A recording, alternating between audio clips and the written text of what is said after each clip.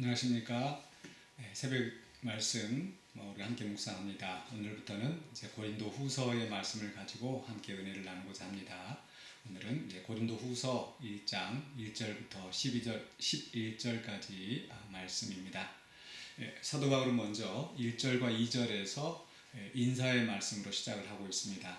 1절 2절에서 하나님의 뜻으로 말미암아 그리스도 예수의 사도된 바울과 형제 디모데는 고린도에 있는 하나님의 교회와 또 온 아가야에 있는 모든 성도에게 하나님 우리 아버지와 주 예수 그리스도로부터 은혜와 평강이 있기를 원하노라. 그래서 편지를 쓰고 있는 사도 바울 또 자신과 또 편지를 이제 받는 수신자 고린도에 있는 교회 또 아가야에 있는 모든 성도를 향하여서 이제 은혜와 평강을 기원함으로 이 편지를 시작을 하고 있습니다.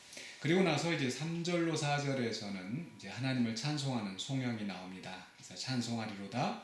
그는 우리 주 예수 그리스도의 하나님이시요 자비의 아버지시요 모든 위로의 하나님이시며 우리의 모든 환난 중에서 우리를 위로하사 우리로 하여금 하나님께 받는 위로로서 모든 환난 중에 있는 자들을 능히 위로하게 하시는 이시로다 라고 하면서 하나님을 찬송하고, 그 다음에 5절로 6절에서 그 찬송의 이유, 또 하나님을 위로하시는 분이라고 소개하고 있는데 그 하나님의 위로가 어떠한 것인지를 이제 5절로 6절에서 설명을 하고 있습니다. 그리스도의 고난이 우리에게 넘친 것 같이 우리가 받는 위로도 그리스도로 말미암아 넘치는도다. 우리가 환난 당하는 것도 너희가 위로와 구원을 받게 하려는 것이요 우리가 위로를 받는 것도 너희가 위로를 받게 하려는 것이니 이 위로가 너희 속에 역사하여 우리가 받는 것 같은 고난을 너희도 견디게 하느니라. 여기서 이제 우리가 사도 바울이 하나님을 찬송하는데요. 찬송하리로다. 찬송하는데 어떤 하나님을 찬송하고 있습니까? 하나님을 어떤 분이라고 소개하고 있습니까? 3절 끝에 가서 모든 위로의 하나님이시다. 이 3절로부터 이제 적어도 6절 또 7절까지 보면 이 위로라는 단어가 참 많이 나옵니다. 그래서 그 가운데서 하나님을 소개할 때 위로의 하나님, 또 4절 끝에서도 능히 위로하게 하시는 이라고 설명을 하고 있습니다. 하나님을 찬송한다라고 할 때 하나님 정말 능력의 하나님이시다, 권능의 하나님, 또 만복의 근원 하나님, 이렇게 정말 하나님의 위대하심을 찬양할 제목이 많이 있을 텐데 사도 바울은 그런 여러 다른 제목들이 아니라 바로 하나님이 위로의 하나님이 되시기 때문에 찬송한다 라고 고백하고 있는 거죠. 얼마나 의미가 있습니까? 그렇죠? 정말 우리가 하나님을 생각할 때 그죠? 우리에게 복을 주시고 잘되게 하시고 그럴 때만 찬송하는 것이 아니라 위로하게 하시는 이 하나님이라는 것, 위로하게 한다는 것은 무엇이 전제되어 있습니까? 바로 환난이 전제되어 있죠. 환난 가운데 있을 때, 아픔 가운데 있을 때 하나님이 위로해 주신다. 그럼 어떻게 생각해 보면은 하나님이 전능하신 하나님이기 때문에 또 우리를 그만큼 사랑하시는 그 하나님이 능력이 있으시기 때문에 우리를 환난 당하지 않게 하실 수도 있을 텐데 어떻게 보면 환난을 허락하시면서 그 가운데 우리에게 위로를 주신다는 거죠. 바로 그런 위로의 하나님을 사도 바울이 찬양한다라는 것. 왜 그럴까요? 이 환난에는 정말 하나님이 우리에게 허락하시는 그 놀라운 유익이 있기 때문입니다. 어떤 유익이 있는가 하니 바로 4절에서 이야기하기를 우리의 모든 환난 중에서 우리를 위로하사, 그렇죠? 환난이 있었는데 그 가운데서 하나님께서 우리를 위로하심으로 말미암아, 즉 사도들을 위로하심으로 말미암아 어떤 효과가 일어나느냐? 첫 번째는 다른 사람들에게, 그렇죠? 위로해주는 역사가 일어난다는 겁니다. 우리로 하여금 하나님께 받는 위로로서 모든 환난 중에 있는 자들을 능히 위로하게 하시는 이시도다. 동병상련이라는 말이 있습니다. 내가 그만큼 아픔을 겪어봤을 때 다른 사람들의 아픔을 우리가 공감할 수 있고 정말 진정한 마음으로 정말 위로를 해줄 수가 있겠죠. 그래서 이 사도들이 그런 환난을 겪는 가운데서 하나님의 위로하심을 겪었기 때문에 그 위로하심을 다른 사람들에게, 환난을 당한 다른 사람들에게 위로를 전달할 수 있는 정말 하나님의 청지기로, 사명자로 부르심을 받는다는 겁니다. 그렇기 때문에 하나님께서는 때로 정말 믿음이 정말 믿음이 정말 강한 사람, 신실한 사람들이 오히려 환난을 겪는 것은 바로 그 환난 가운데서 하나님의 위로하심을 체험하고 다른 사람들을 도울 수 있는 사명을 주신다는 것. 그래서 기억하시기 바랍니다. 또 이 환난은 다른 사람들만 유익하게 하는 것이 아니라 우리 자신들에게도 유익이 있어요.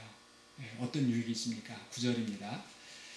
우리는 우리 자신이 사형 선고를 받은 줄 알았으니, 사도 바울이 복음 증거하면서 당했던 그런 많은 환난, 죽음 앞에까지, 죽음의 문턱까지 이르게 되는 그런 환난이 많이 있었던 거죠. 그래서 사형 선고를 받은 줄 알았으니 이는 우리로 자기를 의지하지 말고 오직 죽은 자를 다시 살리시는 하나님만 의지하게 하심이라. 환난이 우리에게 주는 유익이 무엇입니까? 우리 자신을 의지하지 아니하고 하나님을 의지하게 한다는 것, 하나님을 더 찾게 한다는 것, 바로 그리스도 안에서 우리를 죽은 자 가운데서 살리신 바로 그 하나님을 찾게 한다는 것. 그 속에서 우리의 믿음이 더욱 성장하고 우리가 주님 앞에 더 가까이 나아가고 주님을 더 닮아가는 그런 우리 신앙의 성숙을 이루게 된다는 겁니다. 이런 유익이 있기 때문에 하나님은 그래서 우리 앞에는 모든 환난을 다 걷어내 버리시고 우리에게 많은 복을 부어 주시고 이렇게 하시는 것이 아니라 오히려 환난이 있어도 그 환난을 우리가 지나가게 하시고 그 속에서 우리가 정말 욥이 고백했던 것처럼 정금같이 나오게 하시는 거죠. 그리고 그것을 통해서 또 다른 환난 가운데 있는 사람을 위로하게 하시는데 우리를 사용하신다는 겁니다. 그러면서 이제 바울은 바로 자기 자신이 그런 환난을 겪었지만 위로로서 지금 고린도 교회 성도들을 위로하고 있는데, 마찬가지로 사도 바울 자신이 그 위로의 전달자가 되었던 것처럼 고린도 교회 성도들도 그런 위로의 전달자가 되기를 권고하고 있습니다. 그래서 7절에 너희를 위한 우리의 소망이 견고함은 너희가 고난에 참여하는 자 된 것 같이 위로에도 그러한 줄 알미라. 지금 고린도 교인들이 지금 고난 가운데 있는데 그 속에서 하나님의 위로하심이 넘쳐나고 그들도 그런 위로에 참여하는 자, 하나님의 위로하심이 함께하는 자가 되기를 원한다는 거죠. 그러면서 그 고린도 교인들이 위로를 받았으면 이제 어떻게 해야 돼요? 사도 바울처럼 역시 다른 사람을 위로하는 위로의 전달자가 되어야 되겠죠. 그래서 8절로 11절에서 우리 성도들을 향하여서 우리가 위로자가 되어야 할 것을 지금 사도 바울은 이야기하고 있습니다. 그래서 8절에서 형제들아 우리가 아시아에서 당한 환난을 너희가 모르기를 원하지 아니한다. 우리가 위로자가 되기 위해서 우리가 다른 사람의 환난에 대해서 알아야 돼요. 어떤 아픔이 있는지. 그래서 나는 편안하니까, 나는 그런 고통이 없으니까 그저 형식적인 또 피상적인 그런 위로를 하는 것이 아니라 정말 어떤 어려움이 있을지, 어떤 환난이 있을지 우리가 마음의 문을 열고 또 우리가 정말 그 사정을 살펴봄으로써 우리가 그 환난이 어떤 환난인지 우리가 알 수 있게 될 겁니다. 그렇게 함으로써 우리가 위로자가 될 수 있는데, 또 위로자가 되는 두 번째가 있습니다. 그것은 바로 11절에 있는 말씀. 너희도 우리를 위하여 간구함으로 도우라.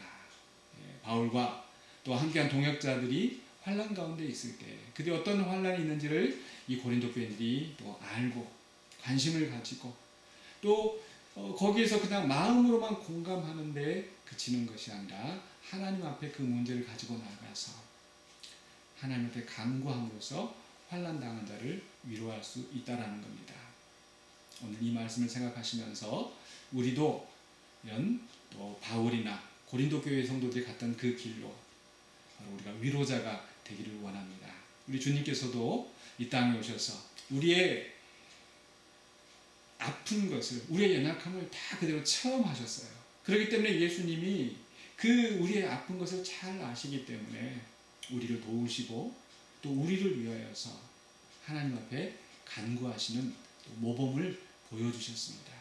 그렇기 때문에 우리도 지금 비록 우리가 어려움을 겪는 일이 있다 할지라도 그 속에서 낙심하지 아니하고 하나님께서 이 환난을 통해서 나에게 더 많은 유익을 주시는구나, 이 환난을 통해서 내가 다른 사람을 위로하는 위로자가 되게 하시고 또 이 환난을 통해서 내가 주님 앞에 더 가까이 나아가는 은혜를 주시는구나 라고 믿음으로 고백하면서 또 어려운 시기를 잘 이겨나가시고 또 다른 사람들을 돕는 그런 위로자가 되시기를 주의 이름으로 축원합니다. 그래서 오늘 우리가 특별히 이 말씀을 가지고 우리가 기도할 때에 우리가 하나님 앞에 하나님 내게 하나님의 위로를 하늘의 위로를 세상이 줄 수 없는 위로와 평안을 주시옵소서.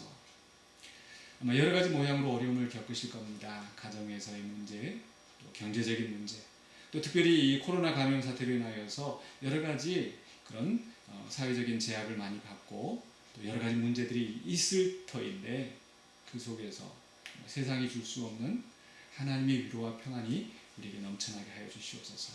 또 두 번째로 기도할 것은 우리 자신이 위로받는 데서만 그치는 것이 아니라 하나님이 주시는 위로로서 다른 사람들을 위로하는 자가 되게 하여 주시옵소서. 또 우리 교회가 속히 또 회복되어서 서로 위로하고 서로 돕는 공동체가 되게 하여 주시고 또 주변의 지역사회를 또 위로하는 세상의 빛과 소금이 되는 우리 군산영광교회 공동체가 되게 하여 주시옵소서. 함께 기도하는 이 시간이 되었으면 좋겠습니다. 기도하겠습니다. 거룩하신 아버지 하나님, 은혜를 감사합니다. 이제 고린도후서에 있는 말씀을 통하여서 우리가 하나님의 은혜를 나눌 때에 하나님께서 함께하여 주시고 또 새벽마다 우리의 기도를 또 주님께서 들으시고 응답하여 주시옵소서. 코로나 감염 사태로 인하여서 여러 가지 많은 어려움이 우리 가운데 있습니다.